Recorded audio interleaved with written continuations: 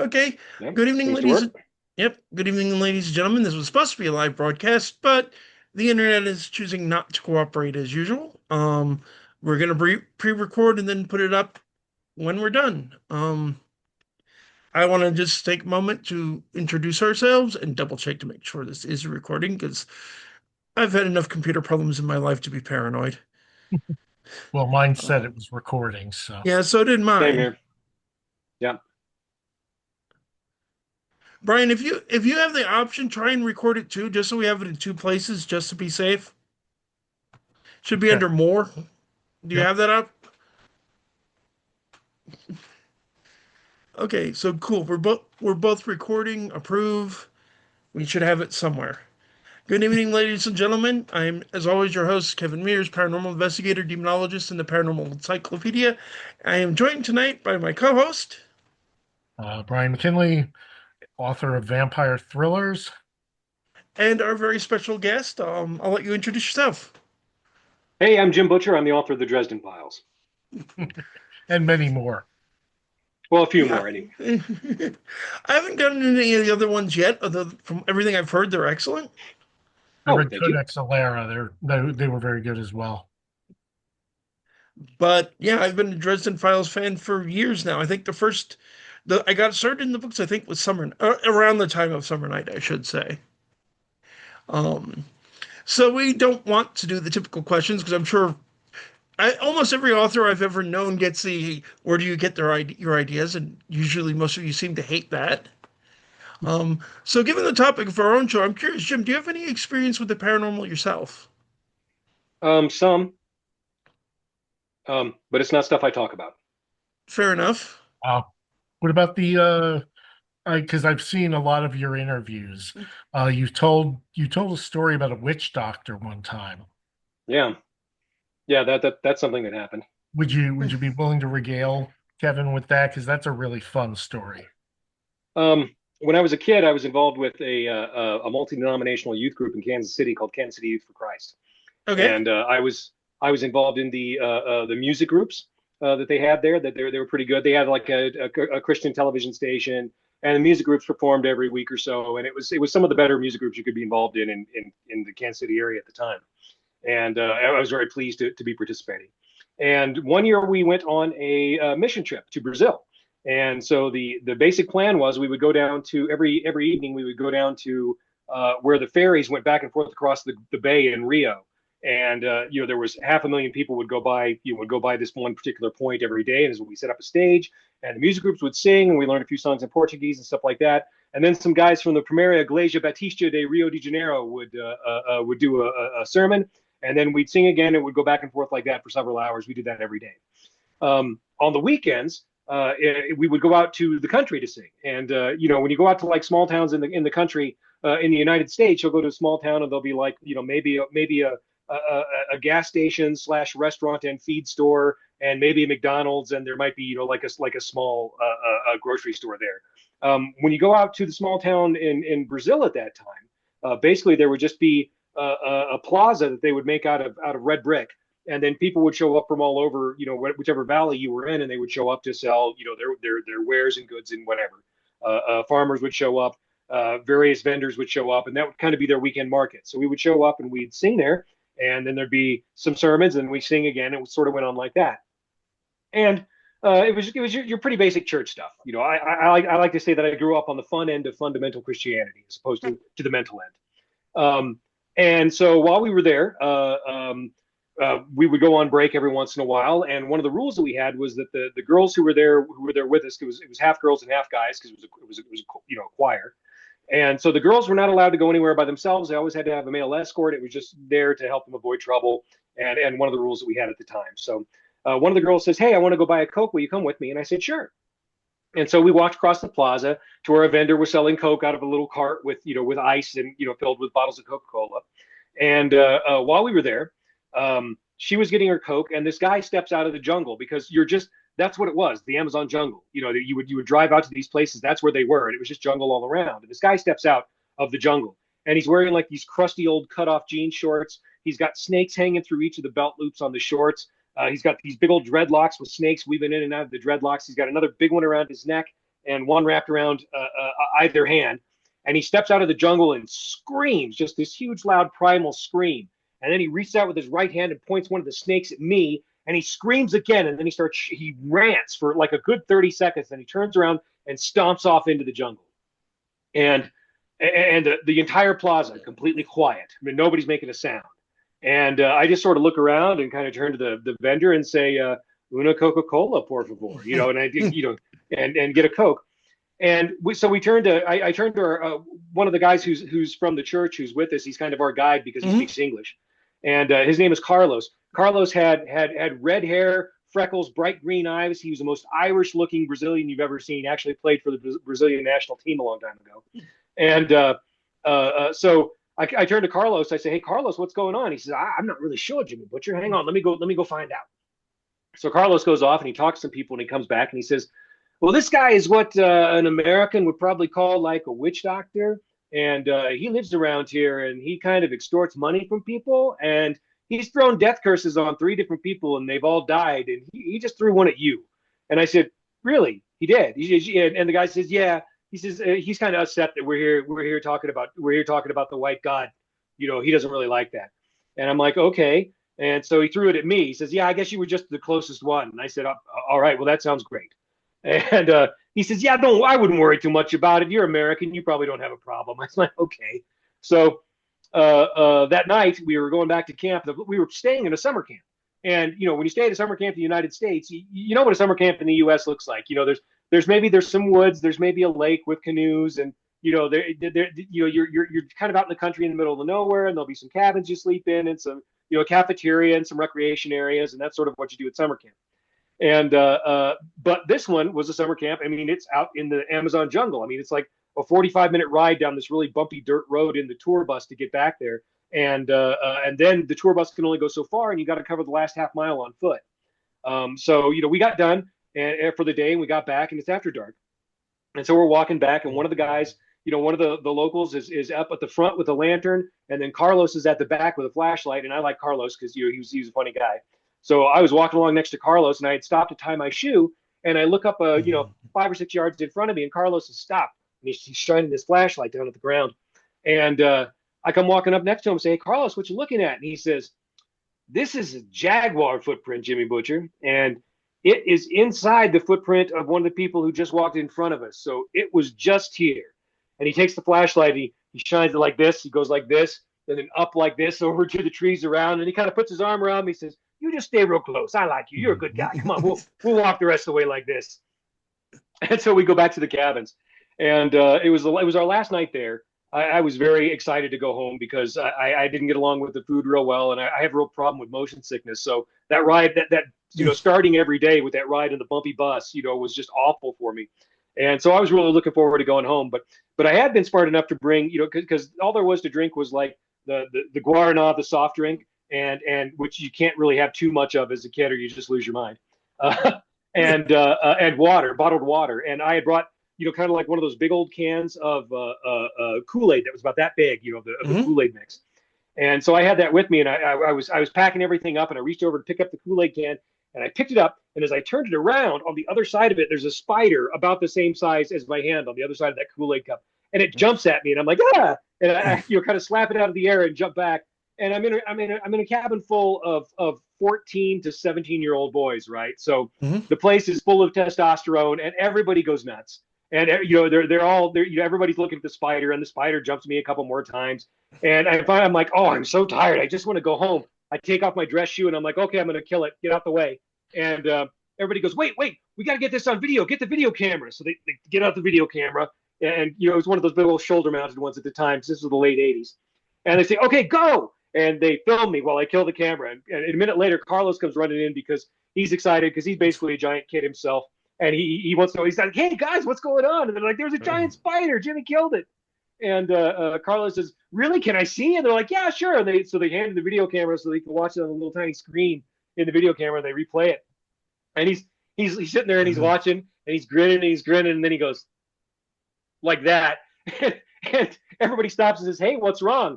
And he puts the camera down and turns to me and says, "Now, did this spider bite you?" And I said, No, it didn't." He says, "Are you absolutely 100% sure it didn't?" I said, why? He says, well, that's kind of a bad one. That's a wandering spider. I don't know that we get you to a hospital in time, with where we're at right now, if it bit you. And I'm like, no, it didn't bite me. He's like, okay, maybe you should move your bunk tonight, just in case you'd had a friend. I'm like, okay, great. So I moved to a different bunk, went to sleep that night, got up the next Dang. morning, got up the next morning. I was the first one up because I was the one who most wanted to go home, and walked down to there was a little bathhouse next to the cabins where you would shower, and I walked down to get a shower because they told us we had to, and so I was going down to get a shower, and I went over to the stall I usually use, and it had one of those swinging doors on it, and I kind of stopped, reached over, picked up a broom handle, pushed the door open, and sure enough, there's a snake in there, which is like not a huge deal because that's happened several times before. Hmm. So I go, oh, okay. So I get back out. I go back up to the cabin. I'm like, Carlos, there's a snake in the shower again. He's like, okay, I'll come move it. And because he's done that several times, and he goes into the shower, and then a minute later he comes running out. He goes sprinting down to the camp supervisor's office, which is back by where the bus is, and they come back in a four-wheeler with a trailer a while later with a couple of guys with one of those catch poles and a leather sack. And then they go in and they come back out a minute later with the leather sack being held out like this, and then they drive it away as quickly as they can. And I look at Carlos and I say, "Let me guess, that was a bad snake." He's like, "Yeah, this is a pit viper. That's a pretty bad one." I'm like, "Okay, fabulous. That's cool." He's like, "Can I take a shower now?" He says, "Sure." So so that was the last day, and so that was the day we actually got to have some fun, and we went to Sugarloaf, and we went and saw the Big Christ, and did a little bit of shopping and tourist stuff. Had dinner at a real Brazilian steakhouse Oh, nice. yeah, it was the one where they put the meat on your plate if you don't tell them no. That was I love that was that. how it was set up. So Fantastic.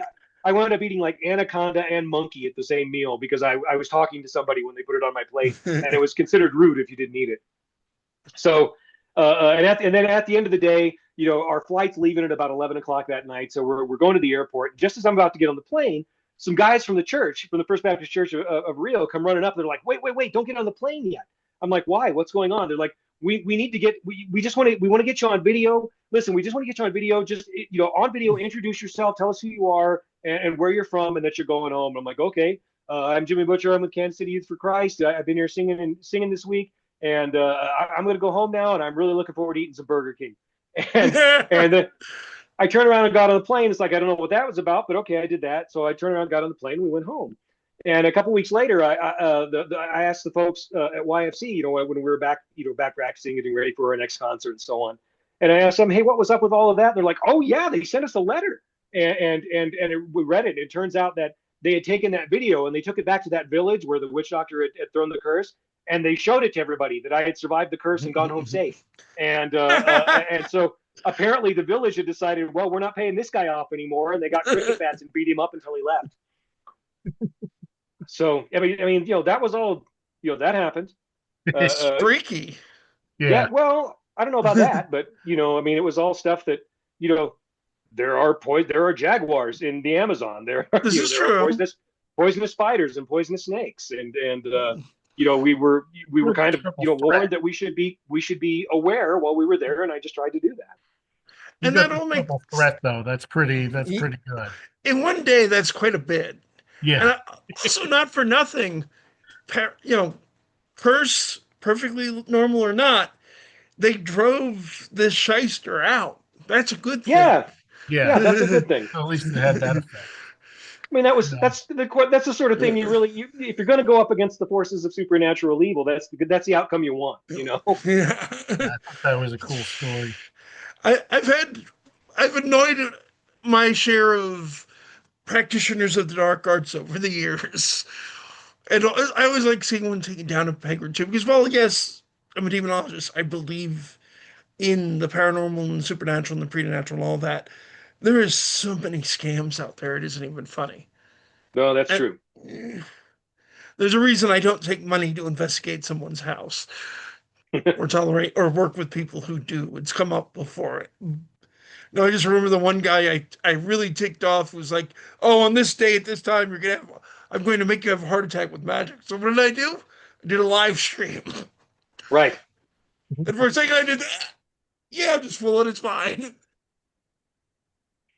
But so you've had other experiences, but you're not willing to share. Okay, we can avoid that then. That's fair enough. Yeah. Um, Yeah, my I had recurring nightmares for a while, and when I talk about it, they come back, and it's just not worth it. Well, that's No, fair. that's fair. That's absolutely fair. Um, did you have nightmares regarding snakes or anything like that after the encounter with the witch doctor? No, no, I was too clueless for that sort of thing at the time. Um, I mean, honestly, I mean, I was a very, I was a very sheltered kid. I had a very good, I had a very good life growing up. Really, I think I was mainly protected by the fact that I just had no idea what was going on. Fair. I just know from research and experience, dreams are one of the ways that that sort of thing's supposed to work. So it was worth asking. So my fiance actually reminded me of an excellent question that she had, book related, that I hopefully isn't very spoilery because for one thing, while I have lots of theories about where the Dresden Files are going, I don't want to know the answers because I want to see what happens. Nor do I think you're likely to tell me for the same That's reason. true. That's true. Yeah. But Well, and also Stronger men there's than us have tried. well, there's also the issue of, I don't know exactly what's going to be happening. Yeah. I've got kind of like the vague idea, but a lot of it is a lot of this stuff gets created as I'm creating it. So I mean, for heaven's sakes, isn't that where I think the definitive answer to the perfect weapon for a zombie apocalypse, aka Sue, came from?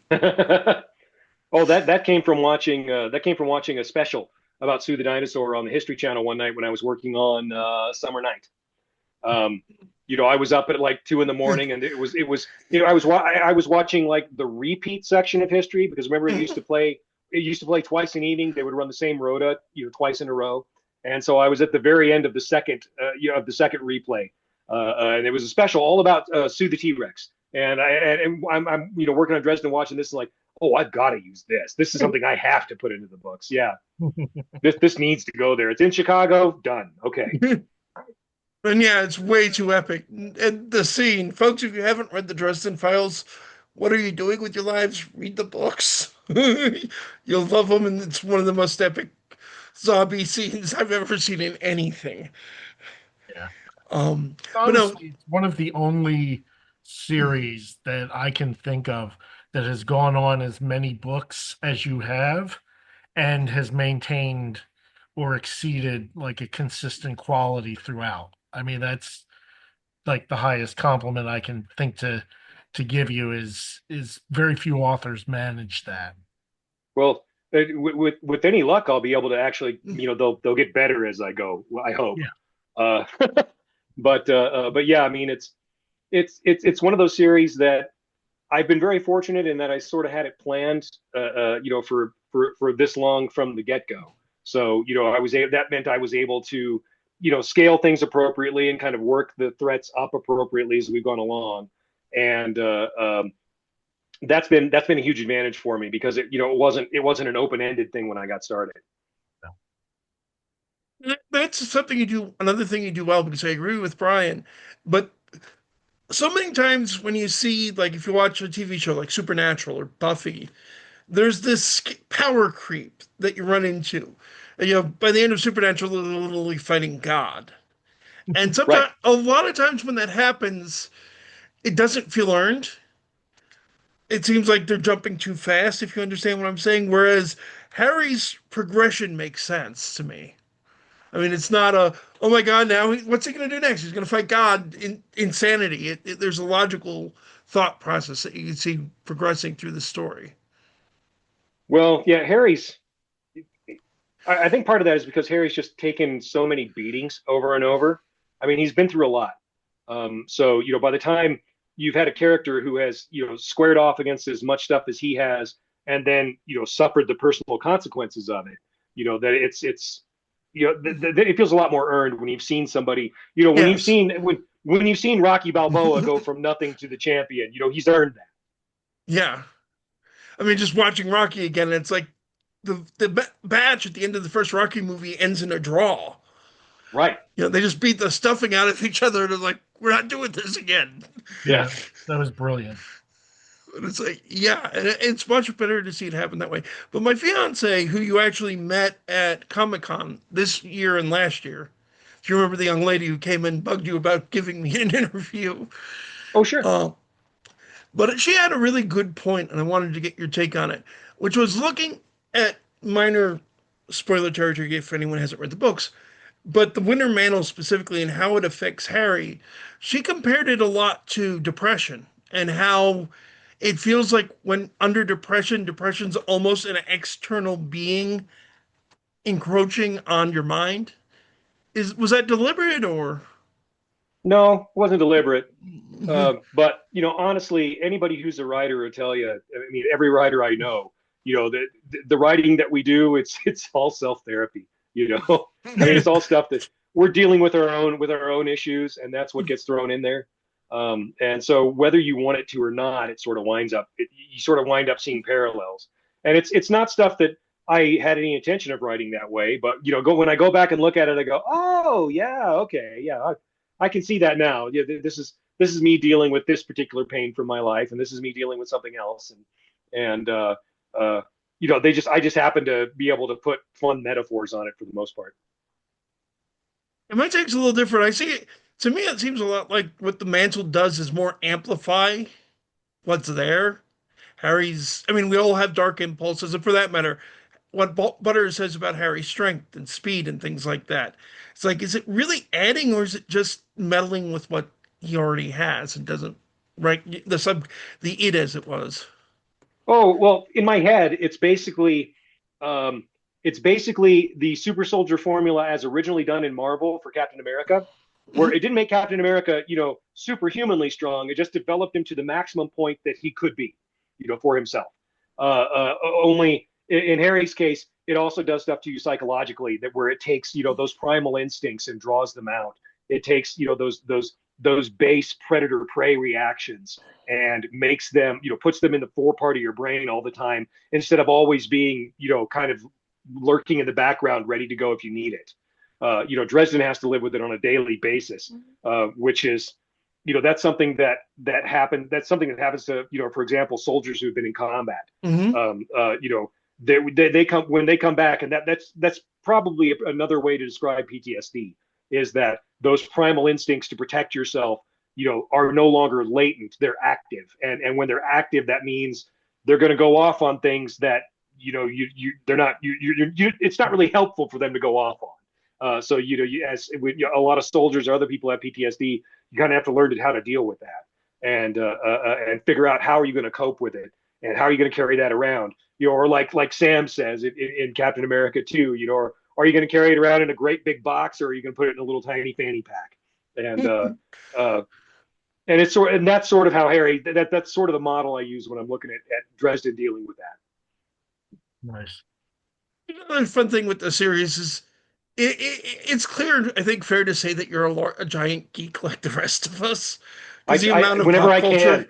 can, whenever there's time, yeah, Yeah, we're also both role players and LARPers. right. Yeah, we were actually just discussing the vampire LARP that we normally are in next weekend. Speaking of, I was actually going to comment since I believe you are also at least at one time, a tabletop gamer. Paladin's Yes. meant, or excuse me, Michael is meant to represent a paladin, isn't he? Oh, absolutely, absolutely, yeah. Yeah, because I read that when I first read Michael, who's easily one of my favorite characters. It's like this is what a paladin is supposed to be, people. Yeah, yeah. The person who is genuinely good, genuinely kind, genuinely believes, is genuinely going to be there to help you because that's the right thing to do. Yeah. Yeah, that was my goal with writing Michael was to write this character who didn't just he didn't just believe in his religion, he lived his faith, and put that into his actions and into his choices. And that was a character that I always really wanted to write and really enjoyed writing with Michael. Um, One of my proudest moments actually is one day I got a letter from the Cardinal of the Catholic Church in I think it was in Dallas, who wrote me to say, "Hey, I just wanted to thank you for treating my faith respectfully. This character Michael is wonderful. I really enjoy reading him when you got him, and I just wanted to write you a letter of thank you." And I was like, "Oh, okay, great, that's cool." And the same day, I got an email from a Wiccan high priest that said, "Hey, I just wanted to write you and thank you for being so respectful with my religion and my beliefs when what you're showing in your books." And not everybody does that. I just wanted to take a moment and say thank you. I was like, okay, hey, I'm doing something right. This seems to be working out. Speaking as a Christian myself, I feel the same way about Michael, very much so. It's like Oh, thank you the very fact, much. the slow to anger, quick to forgive that he embodies is just perfect. I can also sing on behalf of the fact, I've been in the paranormal community 30 years. I've known Wiccans, I've known um, all sorts of magical practitioners and psychics and psychic vampires and the whole 9 yards and back again. Sure. Their response is usually very positive to your work, in my experience. Oh, that's great. Um, I Yeah, will the say no research more. I'm in the sorry. Go ahead, pan. Brian. I was just saying the research that you did when you created your magic system, really seems to have paid off. Yeah, that was a lot of fun. Which is another thing that really I love. Aside from being a paranormal guy, I'm a folklore guy. Have been Uh-huh. ever since I was a little kid, and it drives me to distraction how many people call traditional werewolf folklore the Hollywood thing. Right. So I liked Stormfront. It's fair to say I think later books are stronger, but it was still a good book. But when I read Full Moon and like, holy crap, these are folklore accurate werewolves. Yeah. You Yeah, a bunch had of me. different kinds. Yeah. Yeah, it was Yeah, because fantastic. there's so many different kinds in folklore. Yeah, absolutely. Nobody uses the wolf belt, and Yeah. all. Right, right. I have one other good friend who's been on the show many times, John French, who's also used the wolf skin. Actually, John and his writing partner and another friend, Patrick Thomas, have both brought up wolf bells in their Hmm. books, and they're about it. Everybody else, it's bite, bite, bite, bite, bite, bite, bite. Right. And over the moon with that, your vampires, because I mean, Brian writes vampire fiction. If you look on the picture I have for my Zoom, that is Ponari Citadel in Romania. Because two Uh-huh. years ago, I was lucky enough to go there with a tour led by Dacre Stoker. Sadly, we Oh, didn't go nice. up to the actual Citadel because it was closed for renovations, but it was a really cool trip.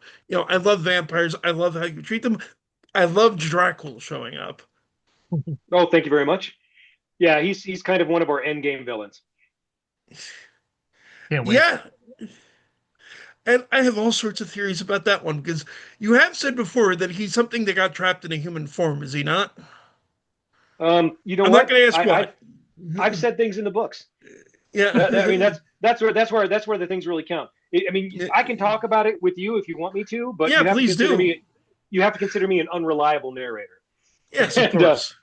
Dracul, somebody who has gone through a lot and acquired a lot of power for a long time, Hmm.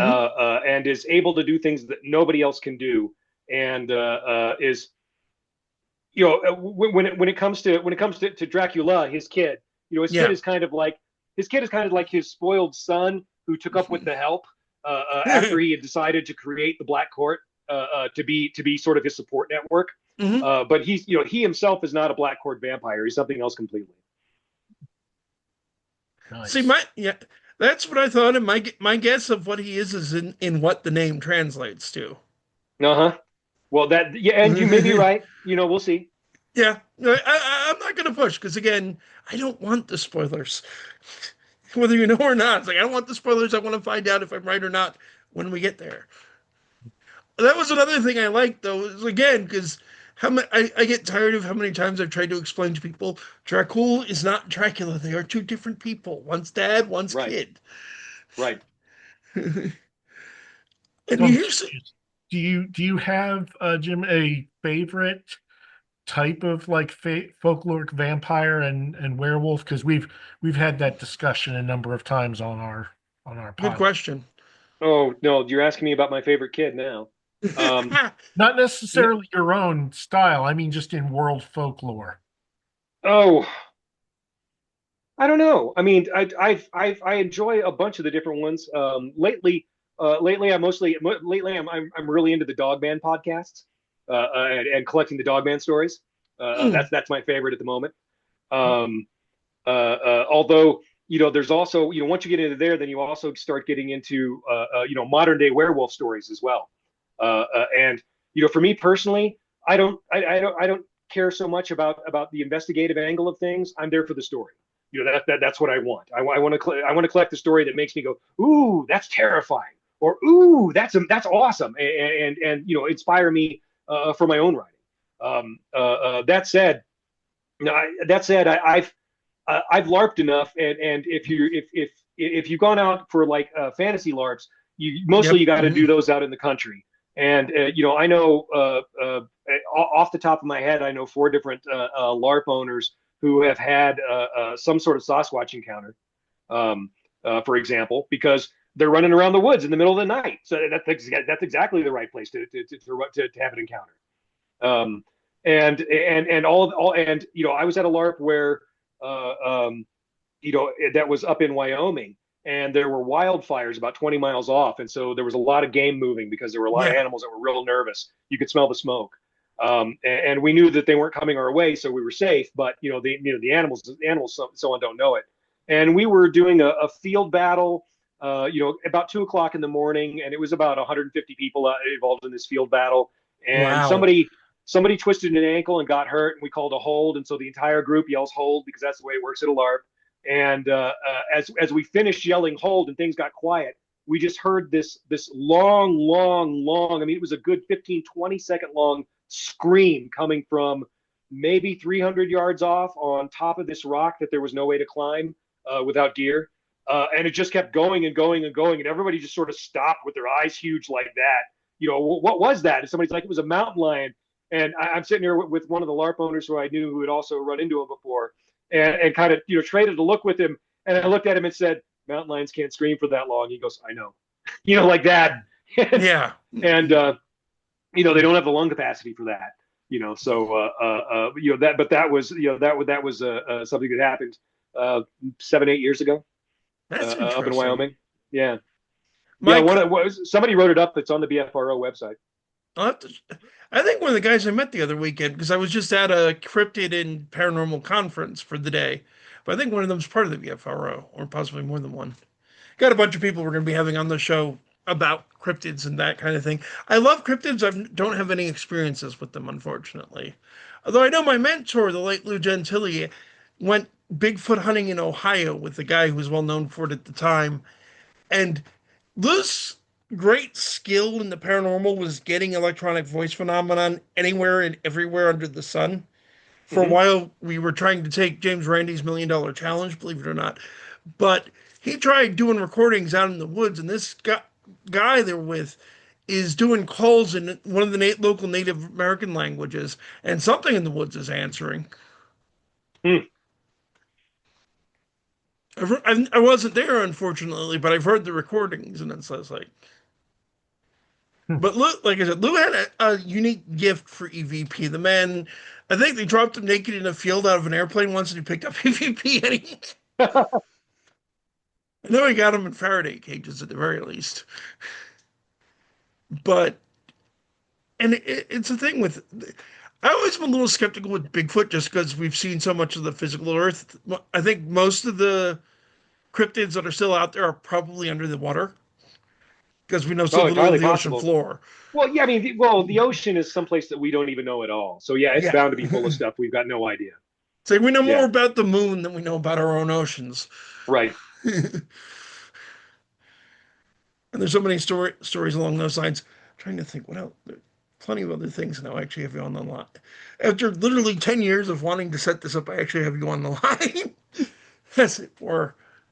Although, if you're, there you go. That's actually a question I thought of. So, is there any creature from folklore that you're particularly fond of that you haven't found a way to work into the books yet? I haven't got to do my dragon story yet. That's book 20. That's book 22 at this point. There will be when Harry Dresden versus a dragon. Um, let's see. I haven't got to do my kaiju stuff yet. I'm gonna get that'll we'll get to that before the end. Oh dear. Um, let's see. I haven't done my professional wrestling story. Um, there's a bunch of the old gods they're on the circuit as professional wrestlers now because they get more attention as professional wrestlers than they ever did as gods. So I can see uh, it. yeah, yeah. So we're gonna have to get involved. There's gonna be a murder, and Harry's gonna have to get involved. He's not buff enough to be a wrestler. He's gonna have to be one of those managers with the cane. And I think he'll probably team up with Sonya for that one. Um, but yeah, I'm always whenever I write a Dresden Files story, there's always Dresden and then a sidekick. And there's somebody who's going to be Dresden's sidekick for that story, who's going to be, kind of the main person that's assisting and helping him out. Let's see, what other stuff is there that I haven't got. I mean, I've got to do a bunch of stuff. The Dresden Files has been so wide ranging and ridiculously variable in terms of what kind of monsters I can have him run into. That I mean, it's hard to say stuff that what stuff have you got to use that you haven't? I got to have Bigfoot fight octagons on the side of a skyscraper. The last novel that came out. So. We just finished listening. My fiance and I just finished listening to that one on audio again. It's a good one. Thank you, thank you. Yeah, I love the twist with Marcone. Oh, thank you very much. Yeah. Yeah, he's one of those guys that I've had a really good time with.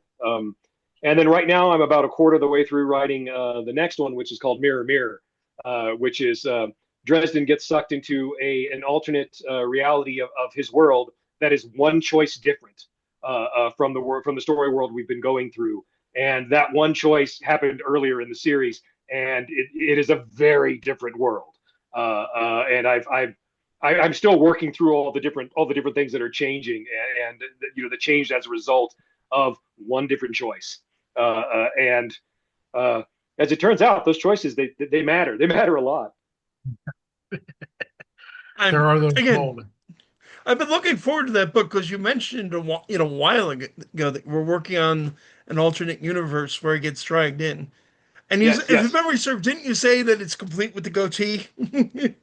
Oh yeah, goatees and eye patches, and yeah, I mean we're just going straight off of old Star Trek here. Yeah. I'm a Star Trek fan. I'm not complaining. Yeah, me too. I don't think our listeners will be complaining when they hear it. I love that you gave equal weight to Star Wars and Star Trek in your fan. Thank you. Even though Dresden is really more of a Star Wars fan, I like that Molly represents the Trekkies. Right.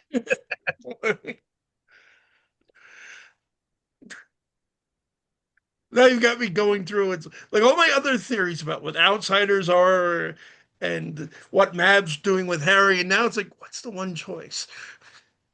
Oh, Especially, well, I'll let you know. It was a different choice. The end of Grave Peril. Harry made the wrong choice instead of the right choice, and then after that, there was just a cascade of horrible things that happened as a result. And so all these basically imagine every story in the book having the terrible ending instead of the ending that R. Dresden managed to salvage, and then imagine the world that results from that. Because it's a bad place. It's an oh, awful place. it's like Criminy. I can think of a whole series of ways that every book can go horribly. Right, And exactly. Yeah, and they did. So and how extremely scary the end result Harry would be. yes, he is. Yeah, yeah, he's terrifying. But also he's terrifying, but also doesn't have the same kind of inner strength. Um, because when you make the hard choice, when you make the sacrifice, and it's you're the one that's making the sacrifice, that changes who you are. I mean, it makes you into a different person. You find that out in real life. Oftentimes you don't find that out until you've got a kid, and suddenly there's this little human being, and you're responsible for that little human being's well-being and life. And suddenly you look at yourself in the mirror and go, "Oh, I'm not nearly as important anymore." And it starts changing who you are. And it's one of the things that can truly change a person. Is my belief is when you become responsible for that little life.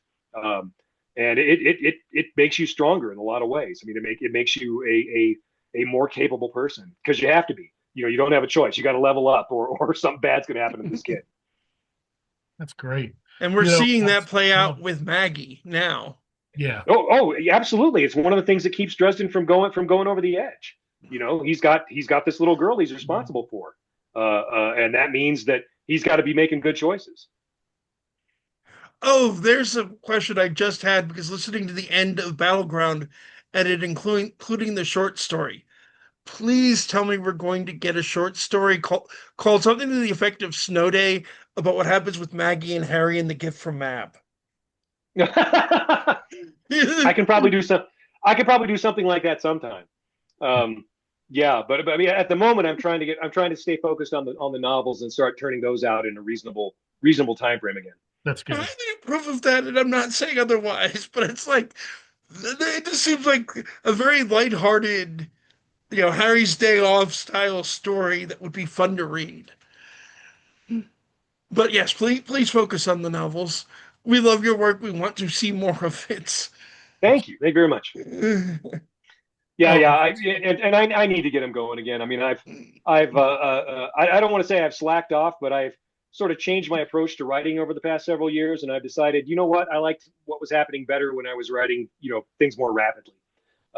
So I'm now working on that, and that seems to be it's making me a lot happier as a human being too. So I'm gonna keep doing that. I'm hoping to finish this next one probably sometime in mid and January. I want to finish it before I go on tour for the next book, so that then I can tease people. I can tease people with the first chapter of Mirror Mirror when I go on tour. of course, I'm looking I toward can to 12 months as well coming. definitely Yeah, applaud yeah, that. that's I'm always happier when I write. When I oh, absolutely. I mean, you feel when you get done writing and you feel like, oh my gosh, I did good work today. And now I deserve to get to go play Helldivers now. Now I don't have to feel guilty about it. Man, you're both making me feel cold out. As Brian is well aware, I have for the last few years been researching to write my own book. A non-fic. Uh-huh. I was in Salem, Massachusetts a few years back, and like, I don't know of any ghost hunter who has ever written a book about the trials. So I started Uh-huh. researching to do my own take, nonfiction work, to do my own take. I found a lot of fascinating stuff, and then I went back to college and got distracted. But I really need to go back to doing the research because I like doing the research. Yeah. No, it's Yeah, research is fun. fascinating. Although it's one of those dangerous things because the research rabbit hole is something you can vanish into for a long time and not get something done. So yeah, I've got to have that balance of all right. I've done a little bit of research now. Let me go ahead and get my chapter my word count out for the day. Yeah, the difference here is to write the book, I need to do more research. There's too many. A lot of it is yes, the rabbit holes of wait, they're describing this, which I know about from this other thing, so I need to go read that as well. But it's like there's at least a couple of core books I have to get through. Some of which are like reading stereo instructions written by a fundamentalist Christian. Uh-huh. I don't know how because I'm reading currently mired in trying to read both the what is it,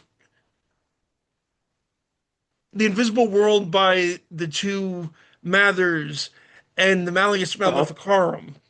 Uh-huh. And it's like these people, it's like it's reading modern end times fundamentalist gibberish. Uh-huh. Well, yeah, and that's where I did a bunch of my vampire and werewolf research. Originally came out of I can't remember the guy's name. He was some kind of witch hunter for the church in the late sometime after the just after the late Renaissance period. oh And now I can't remember his name. Montague or Montague. It was Montague Montague. That was it. Summers? yeah, Yeah. That was actually early 20th century, believe got it Oh, or was not. he? Okay, yeah. Yeah. got some of All his. right. Yeah, Because Yeah, he wrote yeah. about. That was where I read a lot.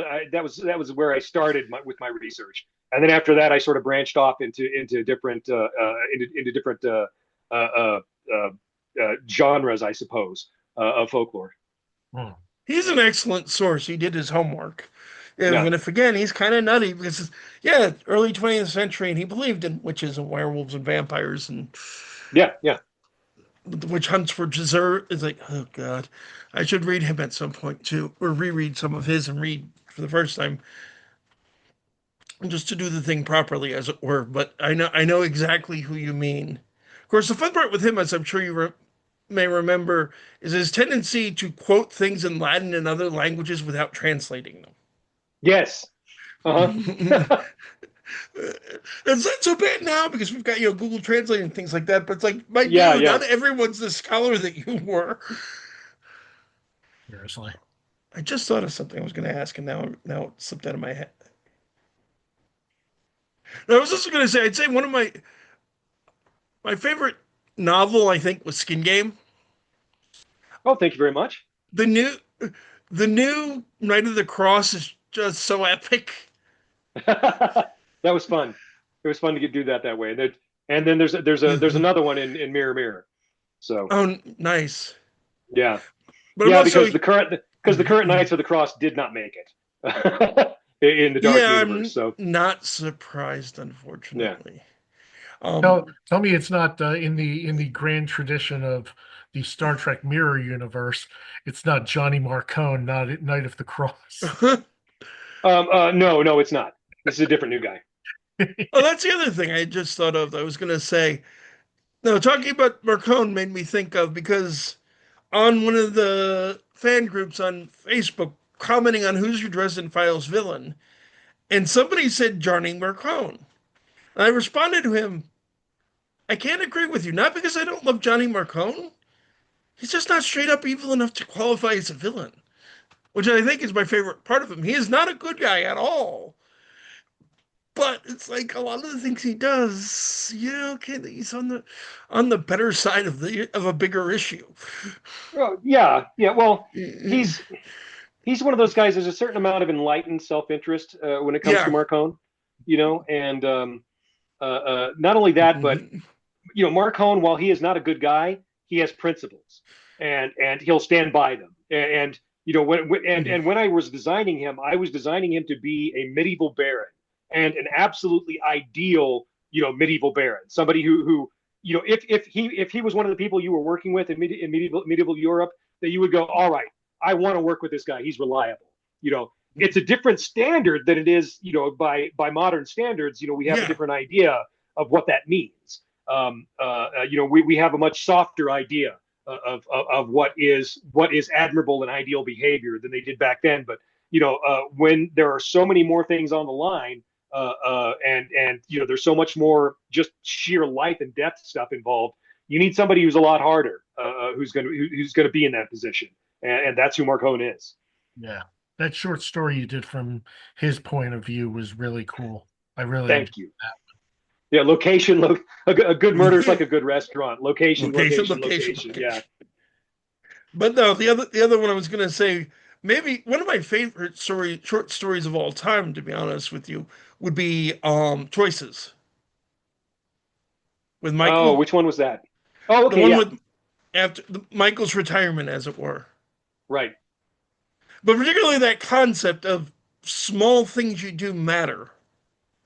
Yeah, yeah, they do. A lot of that. A lot of that one was that was the one where Dresden goes through and he does little things that make a big difference later on. Oh yeah. But he can't see it from where he is. But the archangel can, and sort of explains to him, okay, well, look, here's the difference that's been made by these little actions you've done. And that was something that I did, that I kind of went through in a neighborhood of my own, where I was growing up, where I just did some small little things, because and it was stuff that was like, it was like a little bit annoying for me to go do, but it was the right thing to do.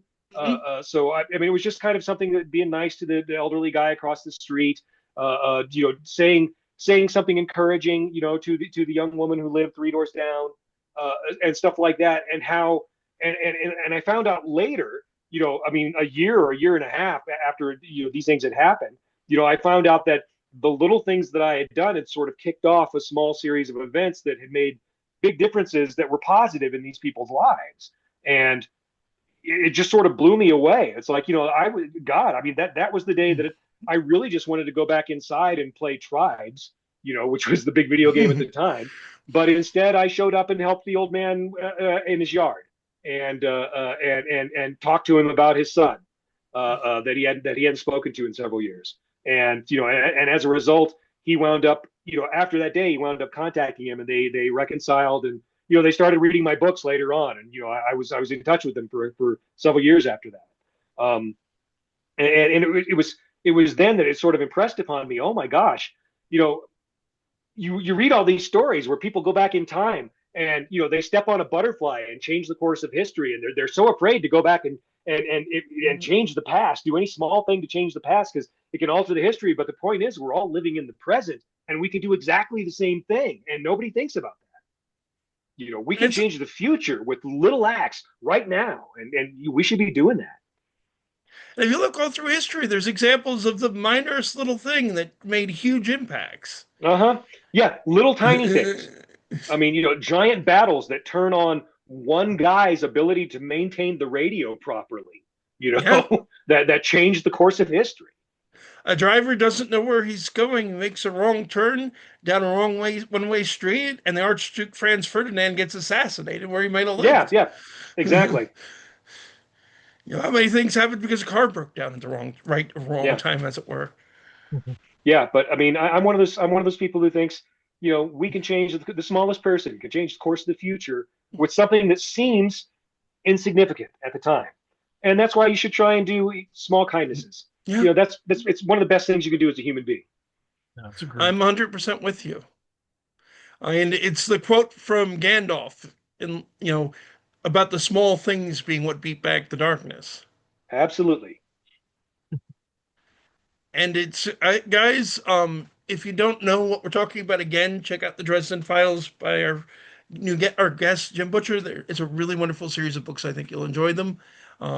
He's Yeah. also done a number of short stories that if you know the books but you don't know the short stories, that's in the book Side Jobs, which is also So out there's there. side jobs, there's briefcases, and Briefcases. there'll probably be another one. I got to come up with another name for a short story collection. I'm terrible at names, so I won't even try to guess at Hey, helping. titles are my weakness. Yeah, I think, titles are hard. yeah, I was gonna say I think most authors find titles difficult in my experience. Yeah. Oh, I didn't get to use any of my original titles. I mean, originally Stormfront was called. I wanted to call it Semi-Auto Magic, and they didn't like that one. So I said, "How about Abracadaver?" And they didn't like that one. So I wound up with Stormfront. Full Moon was always Full Moon. Um, let's see. Grave Peril was. Oh, what was I going to call that one? Now I'm forgetting it completely. But Summer Night was supposed to be Emissary because Harry was serving as an emissary between powers in that one. So I wanted to call that one Emissary. They didn't like that one. Um, I the kind of fifth like one, the one, that. yeah, the fifth one, Death Masks. Yeah. That was the one with the Shroud of Turin. That was originally called Holy Sheet. Yeah, Um, yeah, I'd uh, heard that. Blood Rights, the one after that, the one that was set on the set of the porn movie, was supposed to be called Triple X EX, because I had the Macbethian witches as the ex-wives, but yeah, and then after that, I had kind of fallen into a rhythm by then, with stories that with titles they would approve at Penguin. But yeah, Didn't they you were like, originally they were like, we don't like these pun titles. It's too much like Terry Pratchett. I'm like, oh yeah, I don't want to be associated with that. with one of the most successful fantasy writers? Yeah, Yeah, in history, yeah, exactly. yeah, Well, and not just successful, but kind and yeah. and beloved by his readers. I never met the man, but I always heard good things about him, and I am a Discworld fan. Oh yeah. But did you also want to originally call Ghost Story Dead? No, no. I mean, that was always going to be Ghost Story. Okay, That was planned from the beginning. That one was. Um, fair enough. but yeah, I mean, that was the one where Harry has to solve his own murder. That was. I thought, how many private eyes get to do something like that? It's like Yeah, not very many, but I can do it here. it was a really fun premise. I've seen it in a video game once because what is it? Soul Suspects Murdered or something like that, where Hmm. you die in the beginning of the game and then you're trying to spend the rest of the game figuring out who did it and why. Right. Decent game, too short, but it is a fun concept. It's like, and I had it for trying to design my own RPG at one point. It's like, what if you were all ghost detectives trying to figure out who killed you? Yeah. Yeah, that would be a fun campaign. Yeah, I think so. I may go back to it, revisit it at some point. Well, my favorite campaign that I've run in recent years was I realized at one point when my kids were in their 20s, that we had played a bunch of different role playing games, but we never actually played D&D. Oh wow. Because we played Warhammer and several other things, but not D&D. And so I said, okay, well, I've got to fix this. And so, and because it was their first D&D experience, we're playing Keep on the Borderlands because that's where you start D&D. Classic. But I set it during a zombie apocalypse. So when you went to the Keep on the Borderlands, you had to prove how useful you were in order to even be let in at all. And then the mission was Keep on the Borderlands as a diplomatic mission to the Greenskins to try and get allies against the zombies. So Keep on the Borderlands as a diplomatic mission is a completely different dungeon, and it was a whole lot of fun to play. Funny enough, despite the fact I've been in D&D for longer than I've been in the paranormal, I'm 49 now. I picked up my first set of dice at 13. I've Uh, never actually done Keep of the Borderlands, even though I started with the old box set D&D oh yeah, and run box set because I've had friends. It's like you guys have never played actual D&D before they put an A on or numbers. Okay, we got to do this. yeah, that Back was when great. They got to the part with the Medusa, and the Medusa's abilities are poison and petrification, neither of which work on zombies. So she had been like completely stone blocked for months and months and months, and they were able to recruit her to join the team basically by promising to let her be the executioner back at the Keep on the Borderlands just in case it needed to happen. if Nice. funny enough, RPG ways, Brian here is supposed to be running an occasional Dresden Files RPG Yeah. Nice, for us. Yeah, we did chose Dresden Files Accelerated. nice, yeah, good system. Yeah, I'm running Deadlands, and then every once in a while he's supposed to throw out a Dresden Files when he's in the mood. Right. I also liked we did an idea. They had one of the players did an idea I came up with the Knights of the Cross. It's like, well, the three swords are already established, but if you know anything about Romani legend, there's a fourth nail. Oh yeah, I've Oh, not you read know, that one. yeah, there is a No, no, no. Romani legend way back in the day that when they were going to crucify Jesus, they went to various blacksmiths who wouldn't make the nail. They knew who Jesus was and that he was to be executed, so they wouldn't make the nails. Finally, they found this passing Romani blacksmith who didn't know any of the local politics, didn't know what's going on. It's like, yeah, okay, I'll do it. And forges four nails, both hands, both feet in this case. And as he's doing this, a voice cries out, and it's like, don't you know what's going to happen? You're going to pierce the Son of God. And he keeps one of the nails back. So, according to legend, the Romani people are exempt from the thou shalt not steal because he stole one of the nails that should have been used to torture Christ. Ah, Or sometimes it's a little nice. boy pickpockets one of the nails, and it's the same end result. So it's like Oh, that's a you good could do story. I another like nail that. that, yeah. Yeah, folklore. Like I said, I'm a All huge right. folklore nerd, and I Well, guys, like. thank Oh you so yeah, much for we're on having the me on hour. tonight. Yeah, we Thank Yeah, you. are. It's been We a are. real thanks for coming, pleasure. man. This is great. Certainly, Um, certainly, man. I'd love You've to have you been on one of again the sometime if you're inspirations willing. to me I'll for my author career. and All right. Well, yeah, absolutely, absolutely. We can set something up for the future at some point. I'll be happy to. okay. Thank you. I appreciate it. Um, Sure. but I'm going to let you go since it is your hour, and I'm sure you've got writing to do and family and things of that nature to get to. I do. I do indeed. Yeah. Okay, everyone. This has been our interview with Jim Butcher. I'll be uploading this tonight, so you'll see this the night it happened. I'm sorry that we had technical problems and I couldn't broadcast it live. That's going to do it for tonight. This is Kevin Mears, Paranormal Encyclopedia, saying good night and God bless. Ryan McKinley saying, keep your fangs sharp. Good night, everybody. Let me All right. cancel Good the night, live Joe. stream. Good See you night. guys. Oh, wait. I'm not canceling the live stream. I'm canceling the recording. How do Stop I do recording. that? Yeah, I'm trying to find the stop recording. Uh, one of these days I'll get this sorted out and I won't look You foolish see in what a front of a Oh, gas. I know. professional They keep Oh, operation. changing right things there. Stop around. recording.